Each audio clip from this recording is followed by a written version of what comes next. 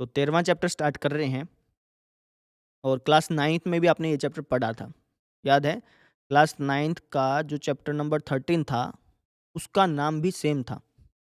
उसका नाम भी यही था, पृष्ठीय क्षेत्रफल और आयतन, है ना? क्लास 10th में भी यही चैप्टर है, पृष्ठीय क्षेत्रफल और आयतन। तो क्लास 9th और क्लास 10th के चैप्टर्स में क्या फ़र्क है वो समझो। क्लास 9th का जो चैप्टर था ना, उसके अंदर क्वेश्चंस बहुत आसान-आसान पूछे गए थे। आपसे डायरेक्टली क्वेश्चन पूछे जाते थे कि घन का क्षेत्रफल बताओ, घन का आयतन बताओ, बेलन का क्षेत्रफल बताओ, बेलन का वक्र पृष्ठीय क्षेत्रफल बताओ, शंकु का वक्र पृष्ठीय क्षेत्रफल बताओ। इस तरीके से आपसे डायरेक्टली पूछे जाते थे, है ना? मतलब बहुत आसान-आसान, सरल-सरल क्वेश्चन थे और आपसे डायरेक्टली क्वेश्चन पूछ लिए जाते थे। क्लास 10th में आपसे क्वेश्चंस का लेवल थोड़ा-सा बढ़ा दिया जाएगा, है ना? आपसे क्वेश्चन डायरेक्टली नहीं पूछेगा, घुमा-फिरा के क्वेश्चन पूछेगा। मतलब 2 फिगर्स को जोड़ देगा। जैसे मान लो बेलन लिया और अर्धगोला लिया, उन दोनों को जोड़ दिया। अब आपसे पूछ लेगा इस पूरी आकृति का क्षेत्रफल बताओ। मतलब क्वेश्चन का जो लेवल है ना वो बढ़ गया। क्लास 9th में जिस टाइप के क्वेश्चन पढ़े थे, उससे वो लेवल थोड़ा-सा बढ़ गया। बाकी कांसेप्ट में कोई भी फ़र्क नहीं है। जो क्लास 9 में पढ़ा था, क्लास 10th में भी वही सेम है, ठीक है? तो सबसे पहले इसका बेसिक पढ़ा देते हैं आपको, मतलब समझा देते हैं, उसके बाद फिर क्वेश्चन आंसर लेते हैं। तो आप हेडिंग डालना अध्याय 13वां पृष्ठीय क्षेत्रफल और आयतन।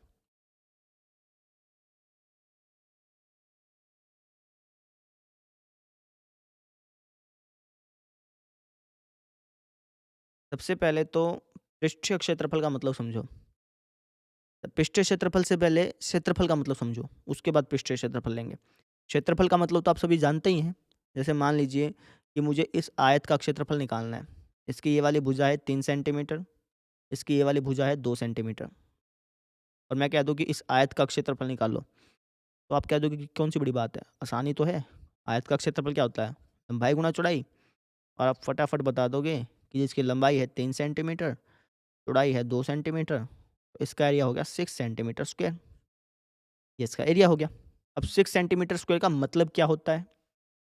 ये जो आपने 6 सेंटीमीटर स्क्वायर बताया है, अब इसका मतलब क्या है? इसका मतलब ये है कि इस आयत के अंदर 6 स्क्वायर बन सकते हैं। इस आयत के अंदर कितने स्क्वायर बन सकते हैं? 6 और हर एक स्क्वायर जो है वो 1 बाय 1 सेंटीमीटर का होगा। कितने बाय कितने सेंटीमीटर का? 1 बाय 1 का।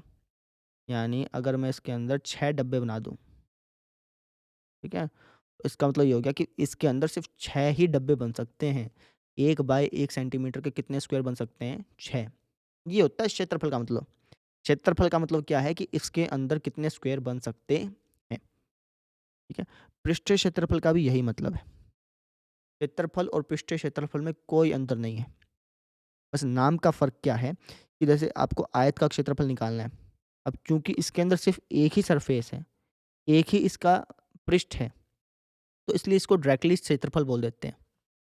लेकिन मान लीजिए इसकी जगह मैं आपको एक घनाभ दे दूँ, घनाभ, इस टाइप का होता है घनाभ और इसका कहूँ कि इसका क्षेत्रफल निकालो। अब यहाँ पर 6 अलग-अलग सरफेसेज़ हैं। जिस कमरे में आप बैठे हैं, वो भी तो एक घनाभ की आकृति का है। उस कमरे को आप ध्यान से देखेंगे तो उसके अंदर 6 सरफेस हैं। एक तो आपके आगे वाली दीवार, एक पीछे वाली दीवार, ऊपर वाली दीवार, नीचे वाली दीवार, दाएँ वाली दीवार और बाएँ वाली दीवार। तो 6 सरफेस हो गए। तो इसलिए उसको बोला जाता है पृष्ठीय क्षेत्रफल। है ना? नाम में अंतर है, काम में अंतर नहीं है। काम दोनों का सेम है। क्षेत्रफल में भी आप यही देखते हो कि उसके अंदर कितने स्क्वायर बन रहे हैं। पृष्ठीय क्षेत्रफल में भी आप यही देखते हो कि इसके अंदर कितने स्क्वायर बन रहे हैं। जैसे मान लो मुझे घनाभ का पृष्ठीय क्षेत्रफल निकालना है, तो इसका मतलब यही होता है कि इसके अंदर कितने स्क्वायर बन रहे हैं, ठीक है ना? इसके ऊपर यानी अगर मैं ग्राफ पेपर लूँ और ग्राफ पेपर को इसके चिपकाने लग जाऊँ, है ना? तो कुल मिलाकर के कितने स्क्वायर बनेंगे, वो इसका मतलब है। बात समझ में आई? तो इसके ऊपर कितना हो गया, टोटल कितने स्क्वायर बनेंगे, वो हो गया आपका पृष्ठीय क्षेत्रफल। बात समझ में आ गई? क्षेत्रफल और पृष्ठीय क्षेत्रफल दोनों सेम ही चीज़ हैं, बस नाम का फ़र्क था। काम इन दोनों का सेम है। इन दोनों का काम क्या है कि भैया उस आकृति पर कितने स्क्वायर बन सकते हैं, कितने स्क्वायर बन सकते हैं, ये मतलब होता है पृष्ठीय क्षेत्रफल का। बात समझ में आई? अच्छा आयतन का क्या मतलब है? आयतन का मतलब है कि उस आकृति के अंदर कितने क्यूब ढाले जा सकते हैं, उस आकृति के अंदर कितने क्यूब ढाले जा सकते हैं, ये मतलब होता है आयतन का। फॉर एग्ज़ाम्पल लेट्स से कि मेरे पास एक घनाभ है, ये एक घनाभ है और मुझे इसका आयतन निकालना है। आयतन का क्या मतलब हुआ? आयतन का मतलब हुआ कि जी इसके अंदर 1 बाय 1 सेंटीमीटर के 1 बाय 1 सेंटीमीटर के जो ये क्यूब हैं, इसको हम क्यूब बोलते हैं ना, जो ये क्यूब है, ये मैं कितने ढाल सकता हूँ? बात समझ में आई?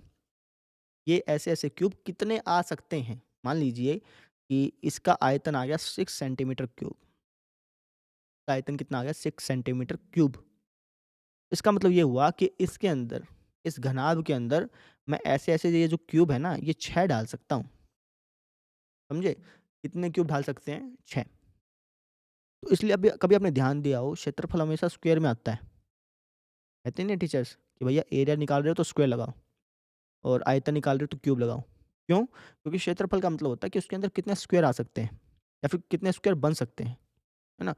और क्यूब का मतलब ये है कि उसके अंदर कितने क्यूब आ सकते हैं। बात समझ में आ गई? सिर्फ़ यही मतलब है। क्षेत्रफल का क्या मतलब है कि उसके अंदर कितने स्क्वायर बना सकते हैं।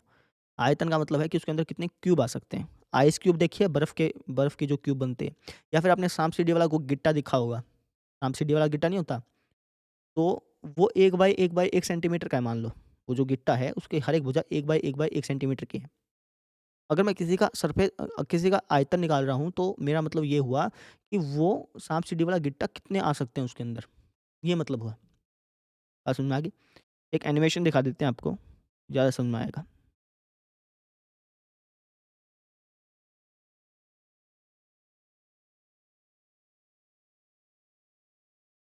ये देखिए, ये आप देख रहे हैं? ये आपका एक घन है, क्यूब है, जिसकी प्रत्येक साइड है 2-2 सेंटीमीटर की। ये भी 2 सेंटीमीटर है, ये भी 2 सेंटीमीटर है और ये भी 2 सेंटीमीटर है, ठीक है? अब एक काम करते हैं, अब मुझे इसका पृष्ठीय क्षेत्रफल निकालना है। इसका क्या निकालना है? पृष्ठीय क्षेत्रफल। कैसे निकालूँगा? एक तरीका कि मैं फ़ॉर्मूले से निकाल लूँ, दूसरा तरीका है कि मैं इसके अंदर स्क्वायर काउंट कर लूँ, है ना? तो पहले हम फ़ॉर्मूले से निकालते हैं। आपको याद है घन का कुल पृष्ठीय क्षेत्रफल क्या होता है? घन का कुल पृष्ठीय क्षेत्रफल, ये होता है 6a स्क्वायर, है ना? इस लेक्चर में मैं आपको फ़ॉर्मूले की डेरिवेशन नहीं कराऊँगा। आपको ये नहीं बताऊँगा कि ये फ़ॉर्मूला आया कहाँ से। उसको अगर आपने देखना है तो आप क्लास 9th का लेक्चर देख लीजिए, क्लास 9th में मैंने बताया हुआ है, ये फ़ॉर्मूले आए कहाँ से। अगर मैं इस साल भी बताऊँगा तो 1 महीना इसी में लग जाएगा, फ़ॉर्मूले बताने में कि फ़ॉर्मूला आया कहाँ से, ठीक है? तो घन का कुल पृष्ठीय क्षेत्रफल होता है 6a स्क्वायर। तो 6a मैंने भुजा की लेंथ कितनी है? 2-2 सेंटीमीटर है, ये भी 2 सेंटीमीटर है, ये भी 2 सेंटीमीटर है और ये भी 2 सेंटीमीटर है। ए हो गया 2, 2 का स्क्वायर 4, तो ये हो गया अपना 4 छक्का 24। इसका मतलब हो गया कि इस क्यूब के अंदर 24 स्क्वायर बनाए जा सकते हैं। कितने स्क्वायर? 24। गिनाएँ आपको? ध्यान से देखना। 1 मिनट, ओके। देखो, एक स्क्वायर ये हो गया, दूसरा ये, तीसरा ये, चौथा ये, 4 स्क्वायर बन गए। 5वाँ, छठा, 7वाँ, 8वाँ, 9वाँ, 10वाँ, 11वाँ, 12वाँ। 12 स्क्वायर तो यहाँ पे बन गए ना। अभी मैं इसको घुमाता हूँ थोड़ा-सा, ध्यान से देखना भैया। अब ध्यान से देखना, ध्यान से। 4 स्क्वायर यहाँ बन रहे थे ना, 4 इसके पिछली वाली दीवार पे भी बनेंगे, है ना? ऐसे वापस से काउंट करवाते हैं। 4 यहाँ पे बन रहे थे, 4 इससे पिछली वाली दीवार पे बनेंगे, टोटल 8 हो गए। 4 यहाँ पे बन रहे हैं, 4 इसके इस तरफ वाली दीवार पे बनेंगे, 8 और 8 16 हो गए। 4 ऊपर बन रहे हैं, 4 नीचे बनेंगे, तो 16 और 8 कितना हो गया? 24 हो गया और यहाँ हमारा एरिया भी 24 सेंटीमीटर स्क्वायर आया था। समझ में आ गई? अच्छा नहीं तो एक काम कर लो ना, इसको खोल लो। ये जो डब्बा है, इसको एक काम करता हूँ, इसको खोल देता हूँ। ये देखो, मैंने क्या किया, इस डब्बे को ऐसा छील दिया, खोल दिया ऐसा, है ना? अब आप यहाँ पे ऐसे काउंट कर सकते हो, इसके अंदर कितने स्क्वायर बन सकते हैं? 1, 2, 3, 4, 5, 6, 7, 8, 9, 10, 11, 12, 13, 14, 15, 16, 17, 18, 19, 20, 21, 22, 23, 24, 24 स्क्वायर बन रहे हैं। बात समझ में आ गई? कहने का मतलब यही है कि पृष्ठीय क्षेत्रफल का मतलब होता है कि उसके अंदर कितने स्क्वायर बन रहे हैं। पृष्ठीय क्षेत्रफल का क्या मतलब हुआ कि उसके अंदर कितने स्क्वायर बन रहे हैं। क्षेत्रफल का मतलब समझ में आ गया? ठीक है? चाहे आप कोई भी आकृति ले लें, चाहे आप लेट्स से आपने कहा जी मैं तो घन का क्यों देखूँ, मैं तो घनाभ का देखूँगा। किसका देखेंगे हम? घनाभ का। घनाभ का भी मतलब वही हुआ कि उसके अंदर कितने स्क्वायर बन रहे हैं। बन रहे हैं कहना गलत होगा, उसके अंदर कितने स्क्वायर, उसके ऊपर कितने स्क्वायर चिपकाए जा सकते हैं, ऐसे कहो फिर ज़्यादा समझ में आएगा।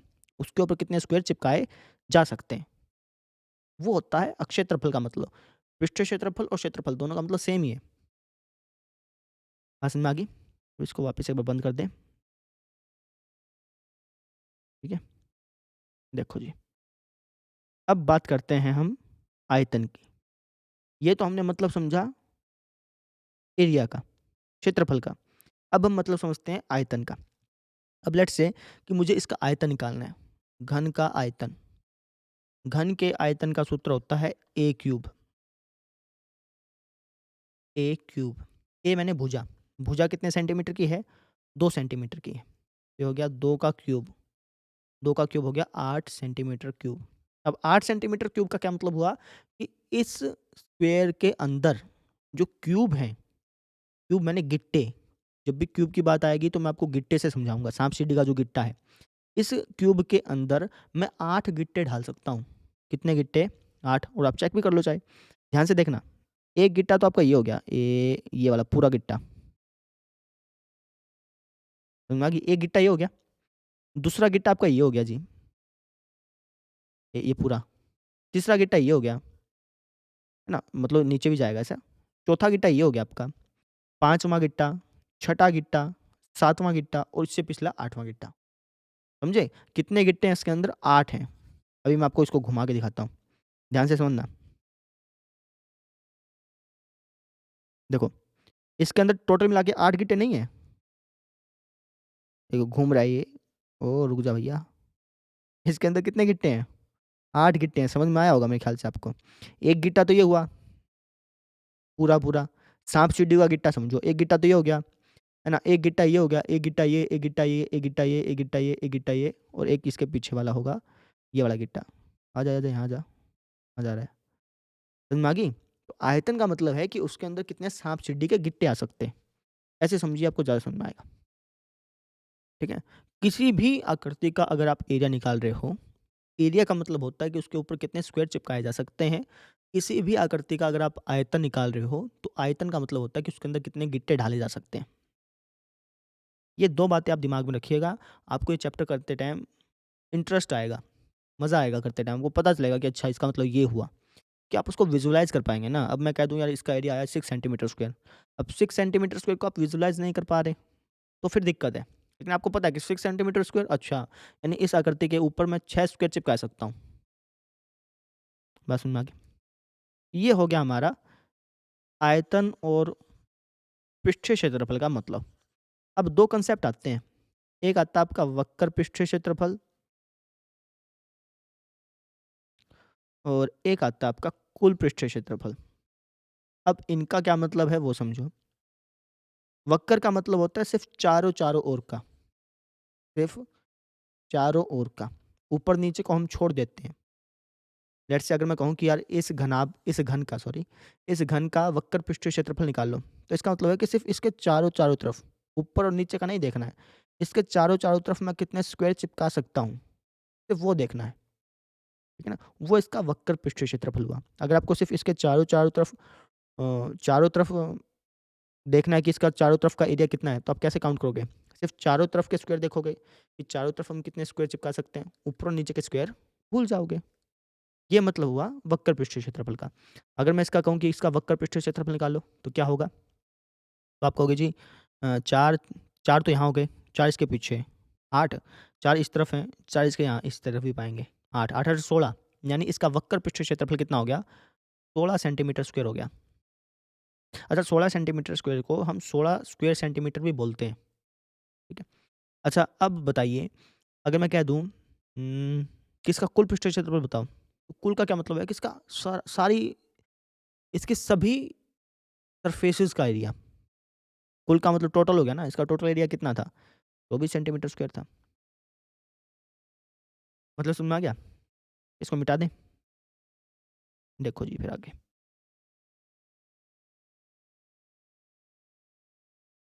ठीक है, आ जाओ। ये हमने मतलब समझा पृष्ठीय क्षेत्रफल और आयतन का। अब कुछ एक मेन आकृतियाँ हैं, उनको देख लो। फॉर एग्ज़ाम्पल पहली आकृति घन की, है ना? घन क्या होता है? जिसकी प्रत्येक भुजा बराबर हो। घन इस टाइप का होता है आपका। दूसरी आकृति घनाभ की। घनाभ क्या होता है? इसकी सभी भुजाएँ बराबर नहीं होती हैं। डायमेंशंस अलग-अलग होती हैं, है ना? ये घनाभ हो गया। तीसरा आता है आपका बेलन। बेलन कुछ इस तरीके का। सिलेंडर बोल देते हैं इंग्लिश में इसको, ठीक है? चौथा आता है आपका शंकु। शंकु तो आप जानते ही होंगे, आकृति देखी पहचानी होगी। आइसक्रीम वाला कोन नहीं होता, वो वैसा-वैसा। 5वीं आकृति होती है आपकी गोला, स्फीयर बोलते हैं इंग्लिश में इसको, बॉल टाइप का। सर्कल और स्फीयर में अंतर क्या है कि सर्कल तो 2D शेप है। सर्कल क्या है? समतल आकृति है। समतल आकृति कह लो या फिर 2D शेप कह लो। जबकि जो स्फीयर है ना, ये 3D है या फिर कह लो ठोस आकृति है। स्फीयर को आप टच कर सकते हो। सर्कल को भी सर्कल को टच करो, तो आप ये मत समझना कि जी मैंने तो कॉपी पे सर्कल बना दिया, टच कर दिया, ऐसा नहीं होता। सर्कल एक 2D शेप है, इसको आप पेजेस पे बना सकते हैं, ठीक है? जबकि जो स्फीयर है वो 3D शेप है, उसको आप टच कर सकते हैं, उसको आप छू सकते हैं, उसको आप महसूस कर सकते हैं। फॉर एग्ज़ाम्पल कैसे बताएँ? जो बॉल है, चंद्रमा है, पृथ्वी है, सूरज है, ये सारे सर्कल नहीं हैं, ये स्फीयर शेप के हैं। बात समझ में आ गई? ये मतलब है, आप थोड़ा ध्यान रखिएगा इस चीज़ का। वैसे सर्कल को टच किया जा सकता है, ऐसा मतलब नहीं था मेरा, गलत बोल गया मैं, सर्कल को टच नहीं कर सकते हैं। जैसे कार का पहिया है, कार का पहिया नहीं, नहीं कर सकते, बहुत सही बात कही मैंने। सर्कल को आप टच नहीं कर सकते क्योंकि कार का पहिया सर्कल नहीं होता है। कार का पहिया आपका बेलनाकार होता है, तो उसकी एक हाइट होती है, ठीक है ना? आप इस पूरे संसार में चाहे एक पेज ले लो, लेट्स से मैंने ये पेज ले लिया। अब इस पेज की भी एक हाइट है, इसका मतलब 2D शेप को आप टच नहीं कर सकते, उसको आप सिर्फ़ कॉपी बना सकते हो। मैं थोड़ा-सा बिचल गया था यार, है ना? तो ये चीज़ होगी। फिर आ गया आपका अर्धगोला। क्या आ गया जी? अर्धगोला। ये 6 आकृतियाँ हैं, जो ठोस आकृतियाँ हैं, जिनसे रिलेटेड आपसे क्वेश्चन पूछे जाते हैं और रियल लाइफ़ में भी बहुत ज़्यादा यूज़ होती हैं, ठीक है? अब इनका एरिया, इनका टोटल सरफेस एरिया, कुल पृष्ठीय क्षेत्रफल, वक्र पृष्ठीय क्षेत्रफल, आयतन, ये तीनों आप क्लास 9th में पढ़ चुके हैं। तो मैं अब सिर्फ़ वो फ़ॉर्मूले दिखा रहा हूँ कि भैया वो फ़ॉर्मूले क्या थे। उनका डेरिवेशन नहीं करवा रहा हूँ। ये नहीं बता रहा हूँ कि ये फ़ॉर्मूले आए कहाँ से हैं, ठीक है? तो फ़ॉर्मूले देखो कि वो फ़ॉर्मूले क्या थे। कहाँ गया वो? देखो जी, वो फ़ॉर्मूले थे ये वाले। लास्ट में पेज है ना क्लास 9th का जो चैप्टर नंबर 13 है उसके लास्ट में ये सारे फ़ॉर्मूले लिखे हुए हैं। आप एक काम करना, इन सभी फ़ॉर्मूलोज़ को, ये जितने भी फ़ॉर्मूले हैं, इन सभी फ़ॉर्मूलोज़ को आप लिख लेना, ठीक है क्या? इन सभी फ़ॉर्मूलोज़ को आप लिख लेना भाई। अभी मैं इसको थोड़ा नीचे लेके जाता हूँ फिर आपको ज़्यादा समझ में आएगा। नीचे जगह नहीं है क्या?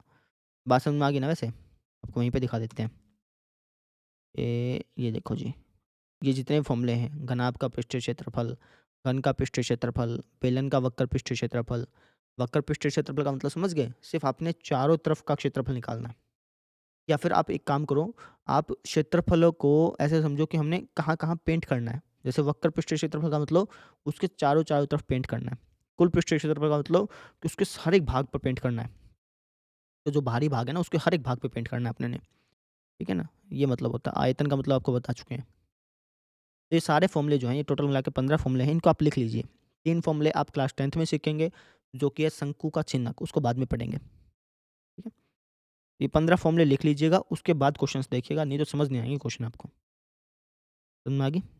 अभी मैं आपको क्वेश्चन स्टार्ट करा देता हूँ। देखो जी, फर्स्ट क्वेश्चन, आपकी बुक का जो फर्स्ट क्वेश्चन है, एक बार एक काम करो, उसको वीडियो को पॉज़ करके एक बार उसको पढ़ लो। उसके बाद क्वेश्चन देखना, आपको ज़्यादा समझ में आएगा। हाँ, पढ़ो एक बार उसको अपने आप। देखो, क्या कह रखा है कि 2 घनों, जिनमें से प्रत्येक का आयतन 64 सेंटीमीटर क्यूब है, के समलग्न फलकों को, फलक माने पृष्ठ, उनकी सरफेसेस को मिला करके एक ठोस बनाया जाता है। इससे प्राप्त घनाभ का पृष्ठीय क्षेत्रफल ज्ञात कीजिए। मतलब क्या है कि जी हमारे पास 2 घन हैं, एक ये घन है और एक ये घन है। इसको घन बोलते हैं ना। हमने क्या किया, इन दोनों घनों को जोड़ दिया। जोड़ने के बाद क्या बन गया, एक घनाभ बन गया। अब मुझे इस घनाभ का पृष्ठीय क्षेत्रफल चाहिए। अब क्वेश्चन में ना तो कुल कहा, ना वक्र कहा। जब क्वेश्चन में कुछ भी ना कहा गया हो तो इसका मतलब होता है कि कुल पृष्ठीय क्षेत्रफल की बात कही गई है। किसकी बात कही गई है? कुल की। ठीक है ना? जब क्वेश्चन में ये ना कहा हो ना कि वक्र का निकालना है कि कुल निकालना है, कुछ भी नहीं कह रखा, तो आपको खुद ब खुद समझना है कि इसने कुल की बात कही है। ठीक है? ये डिफ़ॉल्ट होता है। बात समझ में आ गई? कैसे निकालेंगे वो समझो। हमें डिटेल क्या दी है? हमें डिटेल दी है कि जी इन दोनों घनों में से प्रत्येक का आयतन, हर एक का आयतन जो है वो 64 सेंटीमीटर क्यूब है। यानी इसका आयतन भी 64 सेंटीमीटर क्यूब है और इसका आयतन भी 64 सेंटीमीटर क्यूब है ना? और मुझे इस घनाभ का पृष्ठीय क्षेत्रफल निकालना है। अगर मुझे बोलता ना कि इस घनाभ का आयतन निकालो, तो इन दोनों आयतनों को जोड़ देता। जो इन दोनों का आयतन होगा, जो इन दोनों का टोटल वॉल्यूम होगा, वही सेम इसका वॉल्यूम होता। लेकिन आयतन नहीं पूछा है, आपसे पृष्ठीय क्षेत्रफल पूछा है। ठीक है ना? ये कैसे निकालेंगे वो समझो। सबसे पहले मैं क्या करूँगा, इन इन घनों की भुजाएँ निकाल लूँगा। आयतन दे रखा है ना, भुजाएँ निकाली जा सकती है। जैसे भुजाएँ दे रखी हैं, आप आयतन निकाल सकते हो ना, सेम चीज़ उल्टी भी है। अगर आपको आयतन दे रखा है तो आप भुजाएँ निकाल सकते हो। तो हम क्या करेंगे, सबसे पहले इनकी भुजाएँ निकाल लेंगे। इसकी भुजा और इसकी भुजा सेम ही पाएगी, क्योंकि दोनों का आयतन सेम है ना? तो इसकी भुजा निकाल लेंगे, इसकी भुजा निकाल लेंगे। ठीक है? एक की भुजा निकालेंगे, मतलब 2 की नहीं निकालेंगे, 1 की निकालेंगे। भुजा निकाल ली, भुजा निकालने के बाद फिर आप घनाभ की भुजाएँ देख लेंगे। है? और उसके बाद फिर आप इसका पृष्ठीय क्षेत्रफल निकाल लेंगे। करके दिखाते हैं, ज़्यादा समझ में आएगा। देखो, तो मैं लिख दूँगा सबसे पहले घन का आयतन। घन का आयतन दे रखा है 64 सेंटीमीटर क्यूब। ये आपको दिया हुआ है ना? एक घन का आयतन कितना दिया है? 64 सेंटीमीटर क्यूब। अब घन के आयतन का फॉर्मूला क्या है? जो आपने लिस्ट बनाई है अभी-अभी, अगर बनाई है तो बहुत अच्छी बात है। जो बनाई है उसमें से देख के बताओ कि घन के आयतन का सूत्र क्या है? हुँ? ए क्यूब, चाहे बेशक उसमें देख लो, या फिर भुजा का क्यूब कह लो। यहाँ पे जो ए है वो भुजा को रिप्रेजेंट करता है। बराबर दे रखा है 64 सेंटीमीटर का क्यूब। ना? अब इसको कैसे सोल्व करेंगे वो समझो। यहाँ पर भी क्यूब लग रहा है, यहाँ पर भी क्यूब लग रहा है। तो दोनों तरफ मैं क्यूब रूट लगा दूँगा। जैसे स्क्वायर रूट होता है ना, वैसे ही क्यूब रूट होता है। समझ में आ गई? ठीक है ना? तो इसको हम हिंदी में बोलते हैं अ, घनमूल। क्या कर दिया हमने? दोनों तरफ घनमूल करने पर, दोनों तरफ घनमूल करने पर, ठीक है? जैसे वर्गमूल होता है ना, वैसे घनमूल होता है। तो घनमूल का क्या मतलब होता है, जैसे यहाँ पे ए क्यूब है, तो इसके ऊपर रूट लग गया, लेकिन ये जो रूट है इसके पाँव में 3 लिखा होता है। ये जो इसका पाँव होता है ना, इसके ऊपर क्या लिखा होता है? 3। इसका मतलब ये है कि इस रूट की जो पावर है, वो है जी 1/3। इस रूट की पावर कितनी है? 1/3 है। या तो आप घनमूल लिखो या फिर 1/3 पावर लिखो, मतलब सेम होता है इसका, है ना? ये आपको जानबूझ के बता रहा हूँ, इतना करने की ज़रूरत नहीं है, आप डायरेक्टली करना। जैसे मुझे इसका घनमूल निकालना है ना, तो मैं डायरेक्टली कर दूँगा, यहाँ पे ए क्यूब लिख दूँगा, यहाँ पे 64 सेंटीमीटर क्यूब को मैं लिख सकता हूँ 4 सेंटीमीटर का होल क्यूब, क्योंकि ये क्यूब सिर्फ़ सेंटीमीटर पे था, मैंने ये पूरे पे लगा दिया, कि 4 चौके 16, 16 चौके 64 होता है। अब यहाँ पे भी क्यूब है, यहाँ पे भी एक क्यूब है। एक प्रकार से क्यूब कट गया, ऐसे कटता नहीं है, ध्यान दीजिएगा, कटता नहीं है, मैं सिर्फ़ समझाने के लिए बता रहा हूँ। तो ये हो गया ए बराबर 4 सेंटीमीटर। ए कितना आ गया? 4 सेंटीमीटर आ गया। अब अगर ए 4 सेंटीमीटर है तो इसका मतलब ये हो गया कि इसकी प्रत्येक भुजा 4-4 सेंटीमीटर की है। ये भी 4 सेंटीमीटर है, ये भी 4 सेंटीमीटर है और इसकी जो ऊँचाई है, ये भी कितनी है? 4 सेंटीमीटर है। बात समझ में आ गई? ऐसे ही सेम इसके साथ भी होगा। ये भी 4 सेंटीमीटर है, ये भी 4 सेंटीमीटर है, जो इसकी ऊँचाई है, ये भी कितनी है? 4 सेंटीमीटर है। अब मैंने इन दोनों को जोड़ दिया। अब ध्यान से समझिएगा, इस ब्लू घन को और इस येलो घन को जोड़ने पर ये कुछ ऐसा-ऐसा दिखेगा। अब मुझे इसकी भुजाएँ बताओ। चौड़ाई पे तो कोई फ़र्क नहीं पड़ा। चौड़ाई तो 4 सेंटीमीटर थी, अभी भी 4 सेंटीमीटर ही रहेगी। जोड़ने पे तो कोई फ़र्क नहीं पड़ा। अच्छा, ऊँचाई पर भी कोई फ़र्क नहीं पड़ा। जोड़ा है ना मैंने, ऊँचाई पर भी कोई फ़र्क नहीं पड़ा, 4 सेंटीमीटर ही रहा। हाँ, अब इसकी लंबाई जो है ना, इसमें फ़र्क पड़ गया। कैसे? 4 सेंटीमीटर ये था, 4 सेंटीमीटर ये था। तो अब इस घनाभ की अगर मैं लंबाई देखूँ तो टोटल 8 हो गई, है ना? तो लिख दें, तो घनाभ की घनाभ की जो लंबाई है, वो हो गई जी 8। कैसे? 4 सेंटीमीटर में 4 सेंटीमीटर जुड़ गया, तो टोटल कितनी हो गई? 8 सेंटीमीटर हो गई, ठीक है? घनाभ की चौड़ाई पे कोई फ़र्क पड़ा? नहीं, घनाभ की चौड़ाई अभी भी वही है। कितनी है? 4 सेंटीमीटर। घनाभ की ऊँचाई पे कोई फ़र्क पड़ा हो? नहीं पड़ा, क्योंकि घनाभ की ऊँचाई भी अभी 4 सेंटीमीटर ही है ना? इसको हम कह देते हैं L, इसको B, इसको H, ठीक है? लेंथ, ब्रेड्थ और हाइट। तो घनाभ का क्षेत्रफल, कौन-सा क्षेत्रफल? पृष्ठीय क्षेत्रफल, ना? जब कुछ नहीं कह रखा होता, इसका मतलब कुल की बात हो रही है। तो आप चाहें तो कुल पृष्ठीय क्षेत्रफल लिख सकते हैं। ये फ़ॉर्मूला होता है 2 into LB plus BH plus HL। ये हो गया आपका 2। L की B से गुणा कर लें। L कितना है? L है जी 8, B कितना है? 4। 8 चौका कितना हो गया? 32 सेंटीमीटर स्क्वायर, ठीक है? B की H से गुणा कर लें। B कितना है? 4, H कितना है? 4, 4 चौके 16 सेंटीमीटर स्क्वायर। H और L की गुणा कर लें। H कितना है? 4, L कितना है? 8, 4 अट्ठा 32 सेंटीमीटर स्क्वायर। भाई सेंटीमीटर के सेंटीमीटर से मल्टीप्लाई कर रहे हैं, तो सेंटीमीटर स्क्वायर ही होगा, है ना? ये हो गया आपका जी 2, 32 और 16, 32 32 64 और 16 80 हो गया। ये आपका हो गया 80 सेंटीमीटर स्क्वायर। अब 80 सेंटीमीटर स्क्वायर की अगर आप 2 से मल्टीप्लाई करेंगे, तो आपका आएगा 160 सेंटीमीटर स्क्वायर। यानी इस घनाभ का जो क्षेत्रफल है, वो है 160 सेंटीमीटर स्क्वायर। अब 160 सेंटीमीटर स्क्वायर का मतलब ये है कि अगर मैं इसके ऊपर स्क्वायर छापने लग जाऊँ, ऐसे स्क्वायर चिपकाने लग जाऊँ ना ऐसे, ये स्क्वायर चिपकाया, स्क्वायर चिपकाया, स्क्वायर चिपकाया। 1 बाई 1 सेंटीमीटर के कितने स्क्वायर चिपका सकता हूँ? इसके ऊपर हम 160 स्क्वायर चिपका सकते हैं, ये मतलब हुआ इसके ऊपर। बात समझ में आ गई? यहाँ पर भी, इसके पीछे भी, ऊपर नीचे दाएँ-बाएँ सब जगह। मतलब समझ में आ गया?